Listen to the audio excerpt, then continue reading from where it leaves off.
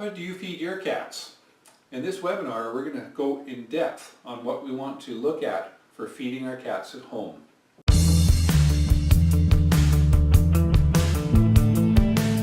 I'm Dr. Jeff Grognet, and from the Mid-Isle Veterinary Hospital. And in this webinar, we're going to go over how to feed cats. Now, this is a topic that's very dear to both me and Louise's heart. We really want to make sure that cats are fed optimally so that we can really get them healthy. Now, when I went through vet school, what I was told to feed cats was, well, you go buy a bag of food at the store, make sure it's complete and balanced, and that'll do pretty good. And then the next thing, of course, when we were feeding those foods, we started seeing problems with bladder crystals, with what we call a block cat. Crystals would form in the urine, plug the urethra, and bingo, we've got a life-threatening situation right there. So, first off, let's go into the foods that are available now. We've got dry food, canned food, and raw. The dry food is the stuff you just buy in the bag, you pour it into the bowl, and the cat just eats it. The canned food, obviously, comes in a little metal container, and that's what I call wet food. And that one you're opening up, you're taking out a certain proportion, you put it on the plate, and usually feed them a couple of times a day, or even more. And then the raw food, you can buy that now in a frozen form, so you can pull out little pieces of it, thaw it out, give it to the cat, or you can make it yourself. And I'll show you some sites on that so you can get some information on how to go raw if you'd like. Now, those are the three forms of foods, but it's really important what's in those foods. So, let's look at the three components. One is grains. That one has really got a bad image about it these days. Grains, what I'm talking about is corn, wheat, rice, any of those. And those grains are the ones that are used as, you can call it fillers, but certainly they're the high starch component, or you could say low glycemic index, high glycemic index in this case. And they're the ones that are easy to digest and they bump up blood sugar. Okay? Now, along with grains, there's also something that I call carbs. And if you've seen this sort of a switch recently, you'll find dry foods that say no grain. To make a dry food, you need a carbohydrate. It can be grain, but it can be other things. And these other things are potatoes, peas, lentils, rice, those ones. So for some reason, rice seems to cross the boundary and is not considered a grain by some, but it certainly acts like a grain.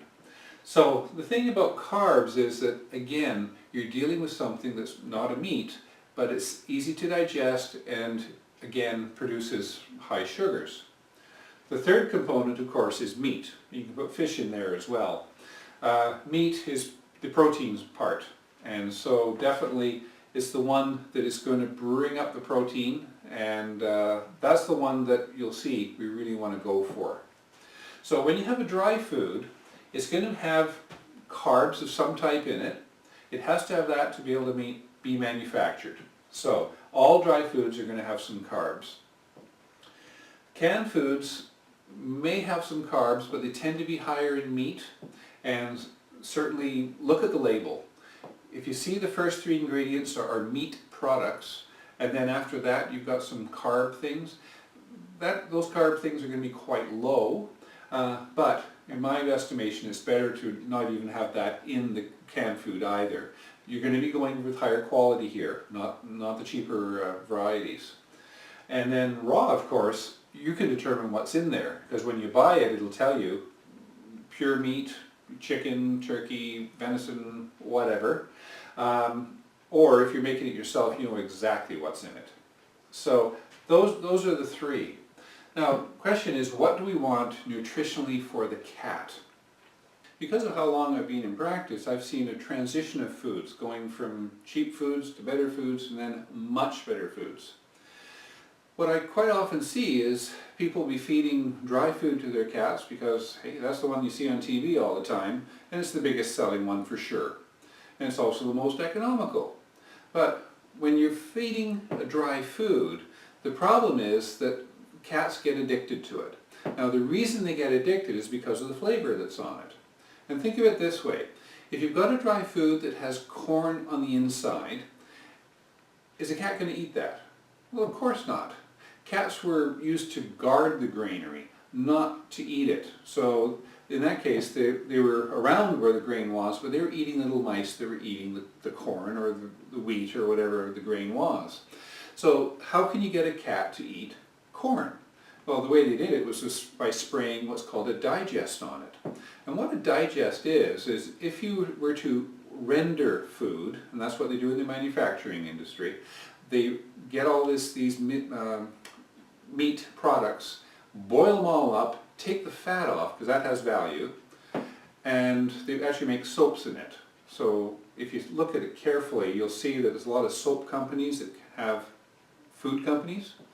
That's the link. So anyway, the point is, you take the fat off, and then the water that's left with all that flavor, we call it scum, and it's just the stuff that rises up in the soup bowl or soup pot when you're making it. You spoon that stuff off and put it on the sink because it doesn't look appetizing. That is called digest. So anyway, they spray that on the food because it makes it taste better, and that's why cats go after dry food. Now the problem with dry food, of course, is it has the carbs. And if you've been following the human thing going on, is that if you have a high carb food, which is, we're talking about wheat in people land, breads and such, it makes the blood sugar go up, but then it goes down, it goes crashing down, and then you're hungry again. Same thing happens in cats. You'll find cats that have dry food have a habit of going back to the dish lots of times over the day. So what happens? They end up gaining weight. And so you can get cats that are horribly obese with this, and rather than being, I call it your 8-pound average cat, lean, they're much more than that. They can go up to 15 pounds, up to 20 pounds, and they're morbidly obese. I mean, these guys are really suffering. They can't clean their back end, their hair coat looks kind of ugly, and also, because they're so fat, they're prone to diabetes because of the diet that they've been on. So what we want to do with these guys is to get them onto a high protein, high fat, low carb diet. Now in human terms, quite often that's called the Atkins diet. What I do is I call that the Catkins diet. It's an easy way to remember it, but what we want to do is get rid of the carbs and go with the high protein, high fat.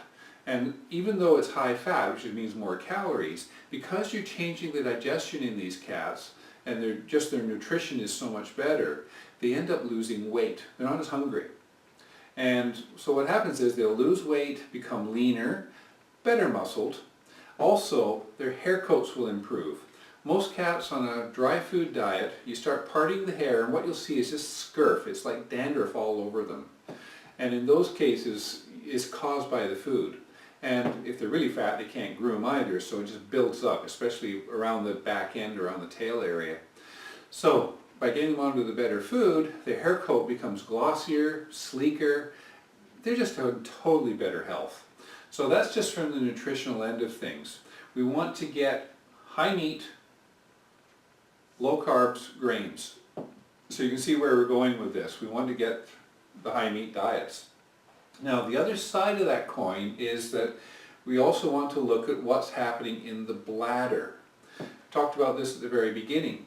What happens is that if they're on a dry food, cats are desert animals, they're not stimulated to drink very much. They're very happy being a little bit dehydrated. But what happens with that, it's like us if we go all day without drinking. Our urine at the end of the day will be quite yellow, very concentrated.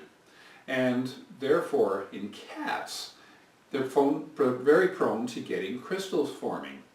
Now back in the dark ages, when I first became a vet, first we thought it was the ash content in the food. Then we thought, no, I think it's the magnesium content. The next thing was, it's the pH of the urine they're producing. And what we're finding is that it keeps changing all the time. The thing that consistently helps is diluting the urine, boosting up the water intake. And I was told the same thing. I had a kidney stone twice now, and both times it's how much water are you drinking? Not enough. You got to boost it up. And if you've gone through a kidney stone, there's a good stimulus for you to start drinking a lot more water when you go through that episode. In Catland, the way we can bump up the water intake is by feeding canned food. Dry food's about 10% water, canned food is 75 to 80% water. That's the easy way to do it. In some cats that have had problems with crystals and blockages, we actually add water to the canned food. And I've got some cats that are having a can of canned food and a can of water added to it to be able to get their water intake up and dilute their urine to make sure you don't get crystals forming. So that's the easiest way to prevent a life-threatening problem with crystals in the urine. With raw food, you can get that one with obviously a high water content as well. And so definitely it's another variation on that.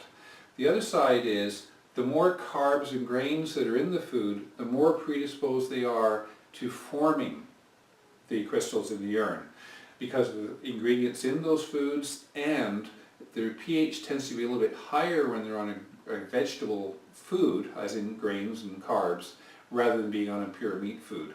And if the pH goes up, they develop struvite crystals, and that's a problem. Okay? The oxalate crystals, this is scientific stuff, but the oxalate crystals, really, we need to dilute the urine to prevent those ones. So, we're back here again. So, what we want to do is go with a canned food or a raw food, high in water content, high in meat, low in the carbs. That's going to give you a much healthier cat, and in the end run, reduce your vet bills. It's worth it. It really is.